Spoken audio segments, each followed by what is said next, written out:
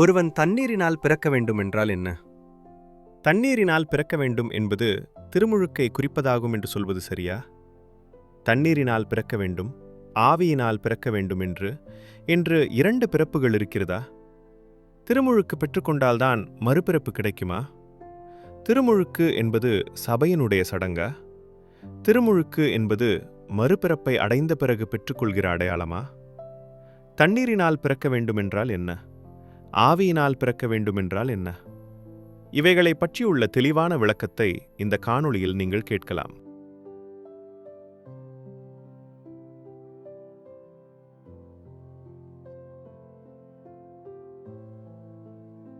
விசுவாசிகள் வேத வசனத்தை நன்கு ஆராய்ந்து படிக்க வேண்டும் என்கிற ஒரே நோக்கத்தோடு இந்த ஊழியத்தை மேற்கொண்டு வருகிறேன். இந்த ஊழியத்தை ஆதரிக்கும்படியாக உங்களை அன்புடன் கேட்டுக்கொள்கிறேன். இதற்காக நீங்கள் அனுப்பும் அனைத்து காணிக்கைகளும் இந்த ஊழியத்திற்காக மட்டுமே பயன்படுத்தப்படும் என்பதை உறுதியாக தெரிவித்துக் கொள்கிறேன். உங்கள் காணிக்கைகள் இதுபோன்ற இன்னும் பல வேத பாடங்களை வெளியிட எனக்கு உதவியாக இருக்கும். இந்த பணிக்கு உதவி செய்ய விரும்புகிறவர்கள் இந்த QR கோடை ஸ்கேன் செய்து உங்களால் முடிந்ததை அனுப்பும்படி கேட்டுக்கொள்கிறேன்.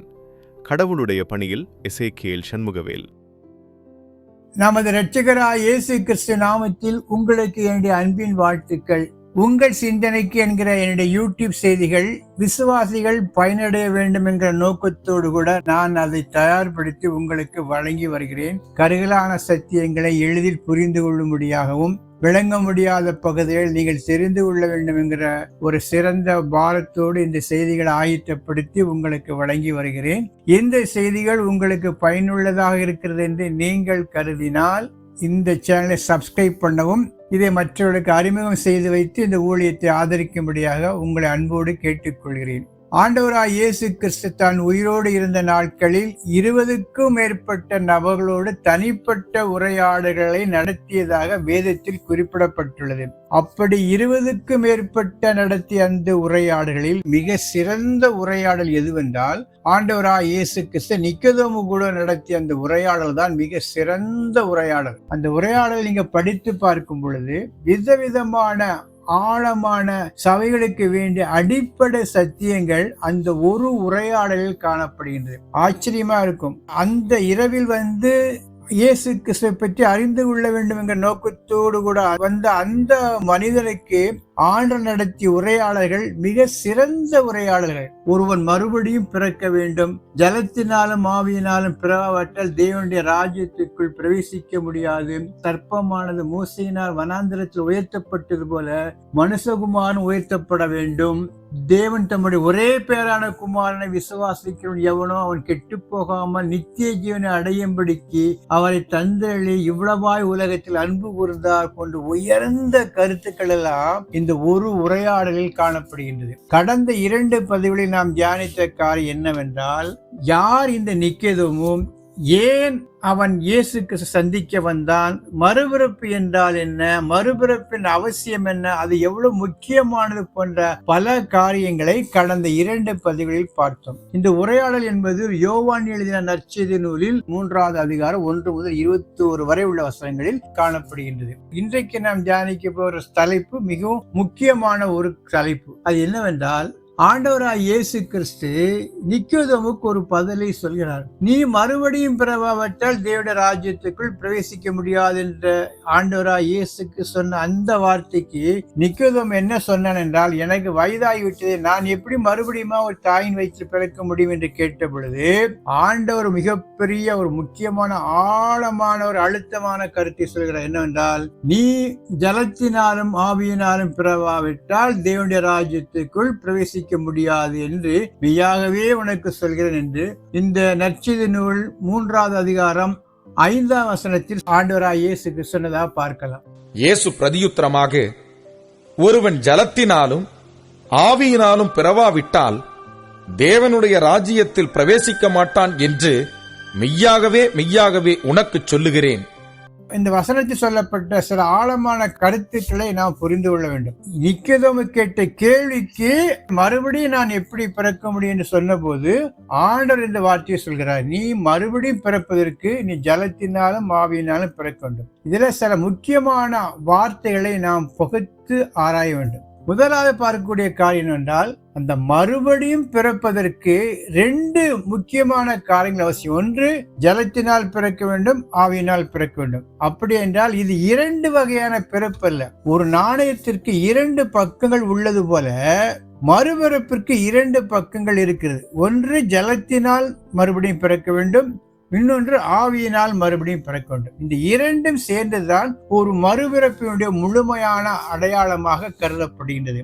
மறுபடியும் பிறப்பதற்கு ஆங்கிலத்தில் பார்த்தோம் என்றால் born of water and the spirit, தண்ணீரினால் பிறக்க வேண்டும், ஆவியினால் பிறக்க வேண்டும். இந்த 2 வார்த்தைகளை குறித்து சற்று சுருக்கமாக பார்க்கலாம். இது மிகப்பெரிய விவாதத்திற்குரிய பகுதி, பலவிதமான விவாதங்களுக்கு உட்பட்ட பகுதி. இருந்தாலும் விசுவாசிகள் புரிந்து கொள்ள முடியாத சில அடிப்படையான காரியங்களை உங்களோட நான் பகிர்ந்து கொள்கிறேன். பொதுவாக பார்க்கும் பொழுது ஒரு குழந்தை தாயின் வயிற்றில் பிறப்பதற்கு ஆணும் பெண்ணும் அவசியம். அதுபோல மறுபடியும் பிறப்பதற்கு ஆவியானவருடைய உதவியும் அவசியம், தண்ணீரும் அவசியம். தண்ணீரினால் பிறக்க வேண்டும், ஆவியினால் பிறக்க வேண்டும். இந்த ஒரு இடத்தில்தான் born of water, தண்ணீரினால் பிறக்கக்கூடிய ஒரு காரியத்தை குறித்து வேதத்தில் சொல்லப்பட்டிருக்கிறது. வேறு எந்த இடத்திலும் தண்ணீரினால் பிறப்பதை குறித்து எங்கும் சொல்லப்படவில்லை. தண்ணீரினால் பிறப்பது என்றால் என்ன என்று பார்க்கும் பொழுது அதற்கு பல வகையான கருத்துக்கள், விவாதங்கள், இறையியல் கோட்பாடுகள் எல்லாம் காணப்படுகின்றது. ஆனால் சுருக்கமாக நாம் அனைவரும் நம்பக்கூடிய ஒரு சில காரியங்களை குறித்து இப்பொழுது பார்க்கலாம்.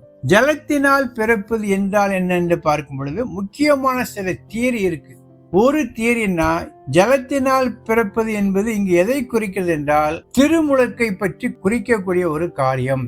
ஒருவன் மறுபடியும் பிறக்க வேண்டும் என்றால் திருமுழுக்கு எடுக்க வேண்டும், ஞானஸ்தானம் பெற வேண்டும். ஒருவன் மறுபடியும் பிறக்க வேண்டும் என்றால் ஞானஸ்தானத்தின் வழியாகத்தான், திருமுழுக்கின் வழியாகத்தான் மறுபிறப்பின் அனுபவத்தை அடைய முடியும் என்று சொல்கிற ஒரு கோட்பாடு. தண்ணீரினால் பிறப்பது என்பது திருமுழுக்கை குறிக்கும் என்று ஒரு சில வேத அறிஞர்கள் கூறுகிறார்கள். திருமுழுக்கு பெறும் பொழுது நாம் ரட்சிக்கப்படுகிறோம். திருமுழுக்கு என்பது தண்ணீரினால் பிறப்பதற்கு அடையாளமாக இருக்கிறது என்று அவர்கள் கூறுகிறார்கள். அவர்கள் வேதத்தில் பல வசனங்களை ஆதாரமாக கூறினாலும் குறிப்பாக 3 வசனங்களை மட்டும் குறிப்பிட்டு அதை குறித்து நாம் தியானிக்கலாம். குறிப்பாக மார்க்கு 16:16, விசுவாசம் உள்ளவனாகி ஞானஸ்நானம் பெற்றவன் ரட்சிக்கப்படுவான், விசுவாசியாதவனோ ஆக்கினைக்குள்ளாக தீர்க்கப்படுவான். இங்கு என்ன சொல்லப்பட்டிருக்கிறது என்றால், விசுவாசம் உள்ளவன் ஞானஸ்தானம் பெற்றவன் ரட்சிக்கப்படுவான். அப்படி என்றால் இந்த ஞானஸ்தானம் பெறுகிற அனுபவம் தான் மறுபிறப்பின் அனுபவம். மீட்புக்கு முக்கிய காரணமாக இருப்பது ஞானஸ்தானம். ஞானஸ்தானம் கட்டாயம் பெற வேண்டும். ஞானஸ்தானத்தின் மூலமாக தான் நாம் மறுபிறப்படைய முடியும், மோட்சத்தை பெற முடியும் என்று ஒரு ஆர்கியுமெண்ட், ஒரு கருத்தை அவர்கள் வலியுறுத்துகிறார்கள். அது மாத்திரமல்ல, அப்போஸ்தலர் நடவடிக்கைகள் 22:16 பார்க்கும் பொழுது, இப்பொழுது நீ தாமதிக்கிறதென்ன? நீ எழுந்து கர்த்தருடைய நாமத்தை தொழுது கொண்டு ஞானஸ்நானம் பெற்று உன் பாவங்கள் போக கழுவப்படு என்றான். இங்க என்ன சொல்லப்பட்டிருக்கின்றால், நீ ஞானஸ்தானம் பெற்று உன் பாவங்கள் போக கழுவப்படு என்று சொல்லப்பட்டிருக்கிறது. பாவங்கள் கழுவப்பட வேண்டும் என்றால் ஞானஸ்தானத்தை பெற்றுக் கொள்ள வேண்டும். இதனுடைய அடிப்படையில தான் இன்னொரு வசனத்தை அவர்கள் மேற்கோள் காட்டுகிறார்கள். எதுவென்றால் 1 பேதுரு 3:21 இதைத்தான் குறிக்கிறது.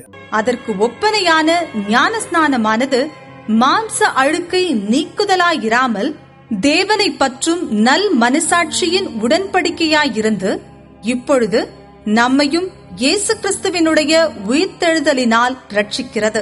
ஞானஸ்தானத்தினாலே நாம் ரட்சிக்கப்படுகிறோம் என்கிற வார்த்தையில காணப்படுகிறது. இப்படி பலவிதமான உதாரணங்களை காண்பித்து திருமுழுக்கின் மூலமாகத்தான் நாம் மீட்பு அடைய முடியும், திருமுழுக்கின் மூலமாகத்தான் நாம் மறுபிறப்பின் அனுபவத்தை பெற்றுக்கொள்ள முடியும் என்று அவர்கள் அழுத்தம் திருத்தமாக சொல்கிறார்கள். ஆனால் இது வேதத்தின்படி சரியில்லை. எந்த ஒரு கருத்தையாவது நாம் ஆழமாக விவாதித்து ஏற்றுக்கொள்ள வேண்டும் என்றால் அந்த கருத்து ஒரு முழுமையான வேதம் போதிக்கின்ற கருத்துக்கு ஒத்ததாக இருக்க வேண்டும். ஒரு சில வசனங்கள் சொல்லப்பட்ட கருத்துக்களை அடிப்படையாக கொண்டு ஒரு கோட்பாட்டை நாம் ஏற்றுக்கொள்ள முடியாது. புதிய ஏற்பாட்டினுடைய ஓவரால் கான்செப்ட் என்னன்னா, ரட்சிப்பு என்பது தேவனுடைய ஈவு, தேவனுடைய கிரியை. Man has no role to play.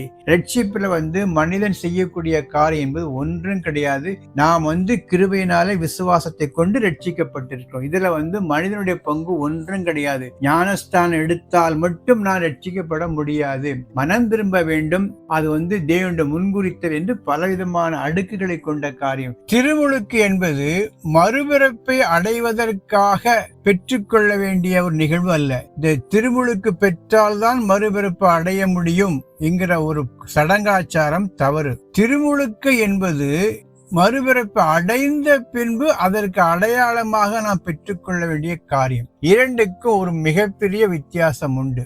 எனவே திருமுழுக்கின் மூலமாகத்தான் ஒருவன் மறுபிறப்பை பெற்றுக்கொண்டான், மீட்பை அடைய முடியும் என்று சொல்வது வேதத்தினுடைய அடிப்படை சத்தியங்களுக்கு மிகவும் எதிரான ஒரு கருத்து.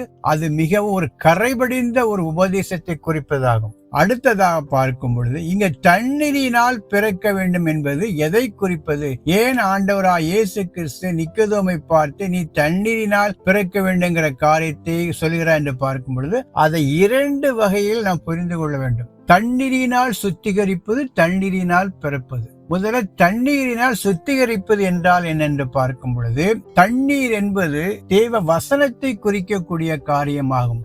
தேவ வசனத்தினால் வருகிற சுத்திகரிப்பை குறிப்பதாகும். தேவனுடைய வசனத்தினால் முதலில் சுத்திகரிக்கப்பட வேண்டும். அதுவும் ஒரு மறுபிறப்பு தான். பாவங்கள் கழுவி சுத்திகரிக்கப்படக்கூடிய ஒரு நிகழ்வை குறிப்பதாகத்தான் நீ தண்ணீரினால் பிறக்க வேண்டுங்கிற வார்த்தையை பயன்படுத்துகிறார். குறிப்பாக சாதாரண தண்ணீர் என்பது நம்முடைய உடலில் உள்ள அழுக்கை நீக்கும்.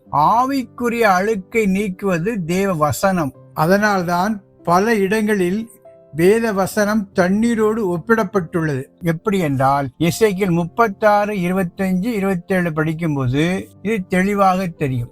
அப்பொழுது நான் உங்கள் மேல் சுத்தமான ஜலம் தெளிப்பேன். நான் உங்களுடைய எல்லா அசுத்தங்களையும் உங்களுடைய எல்லா நரகலான விக்கிரகங்களையும் நீக்கி உங்களை சுத்தமாக்குவேன். உங்கள் உள்ளத்திலே என் ஆவியை வைத்து உங்களை என் கட்டளைகளில் நடக்கவும் என் நியாயங்களை கைக்கொள்ளவும் அவைகளின்படி செய்யவும் பண்ணுவேன். என்ன சொல்கிறார் என்றால் உங்கள் மேல் சுத்தமான ஜலத்தை தெளிப்பேன். அந்த ஜலத்தை தெளிக்கும் பொழுது நீங்கள் சுத்தமாவீர்கள் என்ற கருத்தை சொல்கிறார். அப்படி என்றால் இங்க தண்ணீர் என்பது தேவ வசனத்தை குறிக்கக்கூடிய காரியம். ஆண்டவராய் இயேசு கிறிஸ்து தன்னுடைய வசனத்தை கொண்டு நம்மை சுத்திகரிப்பதாக பல இடங்களில் சொல்லி இருக்கிறார். குறிப்பாக யோவான் 15:3 நான் உங்களுக்கு சொன்ன உபதேசத்தினாலே நீங்கள் இப்பொழுதே சுத்தமாயிருக்கிறீர்கள். என்ன சொல்லப்பட்டிருக்கின்றால் நான் உங்களுக்கு சொன்ன வார்த்தையினால் நீங்கள் இப்பொழுதே சுத்தமானீர்கள். அப்படி என்றால் இந்த கர்த்தராகிய இயேசு கிறிஸ்துவின் வார்த்தை நம்மை சுத்திகரிக்கிறது. அந்த வார்த்தையின் மூலம் வரக்கூடிய சுத்திகரிப்பு என்பதை நாம் புரிந்து கொள்ள வேண்டும். முதலில் அந்த வார்த்தையினால் சுத்திகரிப்பதே ஒரு மறுபிறப்பின் ஒரு அடையாளமாக பார்க்க வேண்டும். அது மாத்திரமல்ல, சங்கீதம் 119:9 பார்க்கும் பொழுது இது இன்னும் தெளிவாக தெரியும். வாலிபன் தன் வழியை எதினால் சுத்தம் பண்ணுவான்? உமது வசனத்தின்படி தன்னை காத்துக் கொள்ளுகிறதினால்தானே. உம்முடைய வார்த்தையினால் நடப்பதனால்தான் ஒரு இளைஞன் தன் வழியை சுத்தமாக்கி கொள்ள முடியும். இதை விட கிளியரா வேற எங்க நம்ம பார்க்க முடியாது. வசனம் என்பது நம்மை சுத்திகரிக்கக்கூடிய காரியம். அந்த வசனமாகிய தண்ணீரினால் நாம் முதலில் மறுபடியும் பிறக்க வேண்டும், சுத்திகரிக்கப்பட வேண்டும். இதை இன்னொரு வகையில நாம் புரிந்து கொள்ள முடியும். தண்ணீரினால் பிறப்பது என்பது தேவனுடைய வார்த்தையினால் பிறக்கக்கூடிய அனுபவம் என்று வேதத்தில் பல இடங்களில் பார்க்கலாம். குறிப்பாக யாக்கோபு 1:18 யாக்கோபு தெளிவாக சொல்கிறார். அவர் சித்தங்கொண்டு தம்முடைய சிருஷ்டிகளில் நாம் முதற் பலன்களாவதற்கு நம்மை சத்திய வசனத்தினாலே ஜெனிப்பித்தார். நம்மை சத்திய வசனத்தினாலே ஜெனிப்பித்தார். நம்ம எதனால ஆண்டவர் மறுபடியும் பிறக்க செய்தார் என்றால் அவருடைய வசனத்தினாலே பிறக்க செய்தார் என்று தெளிவாக சொல்கிறார். இதை தவிர பேதுரும் தன்னுடைய கடிதத்தில் தெளிவாக குறிப்பிட்டிருக்கிறார். 1 பேதுரு 1:23 அழிவுள்ள வித்தினாலே அல்ல, என்றென்றைக்கும் நிற்கிறதும் ஜீவனுள்ளதுமான தேவ வசனமாகிய அழிவில்லாத வித்தினாலே மறுபடியும் ஜெனிப்பிக்கப்பட்டிருக்கிறீர்களே. இந்த இடத்துல பேதுரு என்ன சொல்கிறார் என்றால் அழியாத தேவனுடைய வார்த்தையினாலே நாம் புதிய பிறப்பை பெற்றுக் கொண்டிருக்கிறோம். தெளிவாக இருக்கிறது. நம் மறுபடியும் பிறக்கிற அனுபவம் எதனால் ஏற்பட்டிருக்கிறது என்றால் வார்த்தையினாலே ஏற்பட்டிருக்கிறது. சுருக்கமாக சொல்ல வேண்டும் என்றால் தண்ணீரினால் பிறப்பது என்பது எதை குறிக்கிறது என்றால் தண்ணீரினால் முதலில் நம்மை சுத்திகரிக்கிற கூடிய ஒரு காரியத்தை குறிக்கிறது. தண்ணீராகிய வசனத்தினாலே நாம் மறுபடியும் பிறக்கக்கூடிய காரியத்தை குறிக்கிறது. ரெண்டும் தண்ணீராகிய வசனம், அதனாலே நாம் சுத்திகரிக்கப்படுகிறோம். இந்த தண்ணீராகிய வசனத்தினாலே நாம் மறுபடியும் பிறக்கிறோம். இதுதான் இந்த இடத்துல தண்ணீரினால் பிறக்க வேண்டுங்கிற காரியத்தை ஆண்டவர் சொல்கிறார். இதைத்தான் அந்த நிக்கோதேமுக்கு சொல்லும் போது பழைய ஏற்பாட்டில் இப்படி பல இடங்கள் வசனத்தினாலே சுத்திகரிக்கப்பட வேண்டும் என்று நீ தெரிந்திருந்தும் நீ மறுபடியும் பிறக்க வேண்டும், எப்படி முடியும் என்று கேட்கிறாயே. நீ முதலில் வசனத்தினாலே பிறக்க வேண்டும் என்கிற ஒரு கருத்தை அந்த இடத்தில் நிக்கோதேமுக்கு ஆண்டவர் தெளிவாக எடுத்துரைக்கிறார். எனவே இந்த தண்ணீரினால் பிறக்கக்கூடிய அனுபவம் என்பது வெரி வெரி பேஸ். வசனம்தான் நம்மை பரிசுத்தப்படுத்தும். வசனம்தான் நம்மை உயிர்ப்படை செய்யும். அடுத்ததா ஒரு மிக முக்கியமான சத்தியம் என்னவென்றால், எப்படி ஒரு மனிதன் ஆண் பெண் உறவினால் பிறக்கிறானோ அது போல the word of God and the spirit of God, இது வசனத்தினாலே சுத்திகரித்து மறுபிறப்பு அடைவதும் ஒரு பகுதி. அதனுடைய மறுபகுதி ஆவியினால் பிறக்கக்கூடிய அனுபவம். இது எப்படி நடக்கிறது என்றால், எப்பொழுது நம்முடைய முதல் தகப்பனாகிய ஆதாம் கர்த்தருடைய வார்த்தைக்கு கீழ்ப்படியாமல் போகும் பொழுது அவன் ஆவியிலே மரித்தானோ, அதற்கு பிறகு அவனுக்கு பிறக்கின்ற அவனுடைய சந்ததியார் அனைவரும் பிறக்கும் போது ஆவிக்குள்ளாக மரித்துதான் பிறக்கிறார்கள். ஸ்பிரிச்சுவலி டெட் என்கிற கண்டிஷன்ல தான் பிறக்கின்ற ஒவ்வொரு குழந்தையும் காணப்படுகின்றது. அப்படி இருக்கும் பொழுது ஒருவன் வார்த்தையினாலே பரிசுத்தமாகி மறுபிறப்பு அடையும் பொழுது நடக்கின்ற இன்னொரு பகுதியினுடைய காரியம் என்னவென்றால், அவனுடைய ஆத்துமா உயிர்ப்பிக்கப்படுகிறது. எப்படி என்றால், ஆதியாகம புத்தகம் 2:7 நாம் பார்க்கும் பொழுது, தேவனாகிய கர்த்தர் மனுஷனை பூமியின் மண்ணினாலே உருவாக்கி ஜீவ சுவாசத்தை அவன் நாசியிலே ஊதினார். மனுஷன் ஜீவாத்துமாவானான். மண்ணிலிருந்து மனிதனை உருவாக்கி அவனுடைய நாசியிலே தம்முடைய உயிர் மூச்சை கடவுள் ஊற்றினார் என்று பார்க்கிறோம். அப்பொழுது அவன் உயிருள்ளவன் ஆனான் என்று பார்க்கிறோம். அது போலவே ஒருவன் ஆண்டவரை ஏற்றுக்கொள்ளும் பொழுது அவனுடைய ஆவிக்குரிய செத்த நிலைமை மாறி ஆவிக்குள்ளாக மறுபடியுமாக உயிர்ப்பிக்கப்படுகிறான். ஒரு புது பிறப்பை அடைகிறான். அதுதான் மறுபிறப்பு. ஆவியிலே மறுபடியுமாக அவன் பிறக்கிறான். இந்த பிறப்பு முழுக்க முழுக்க ஆவியானவர் கிரியை மூலமாக நடைபெறுகின்ற ஒரு காரியம். ஸ்பிரிச்சுவல அவன் ஆவிக்குள்ளாக பிறக்கிறான். இதுதான் சிம்பிளாக ஆவிக்குள்ளாக பிறக்கின்ற அனுபவம். பார்ன் ஆஃப் ஸ்பிரிட் என்று சொல்லக்கூடிய ஒரு அனுபவத்தை அவன் பெற்றுக் கொள்கிறான். எனவே இரண்டுமே சைமல்டேனியஸா ஒரே நேரத்தில் நடக்கக்கூடிய காரியம்தான் மறுபிறப்பு என்கிற மிக உன்னதமான மிகப்பெரிய அதிசயம். அதுதான் தேவன் நம்முடைய வாழ்க்கையில் செய்கிற மிக சிறந்த அதிசயம் எதுவென்றால், நாம் மறுபிறப்பு அடைகிற அந்த காரியம்தான் என்பதை நாம் முதலில் புரிந்து கொள்ள வேண்டும். இந்த மறுபிறப்பை நமக்கு வழங்கிய தேவனுக்கு நாம் என்றைக்கும் நன்றியுள்ளவர்களாக காணப்பட வேண்டும். இதுதான் ஆவியினால் பிறப்பது, தண்ணீரினால் பிறப்பது என்பதனுடைய சுருக்கமான பார்வை. இந்த செய்திகள் உங்களுக்கு பிடித்திருக்கும் என்றால் லைக் கொடுங்க, கமெண்ட் பண்ணுங்க. இந்த எளியவனுடைய ஊழியத்தை ஆதரிக்க முடியாது உங்கள் அன்போடு கேட்டுக்கொள்கிறேன். ஆமென்.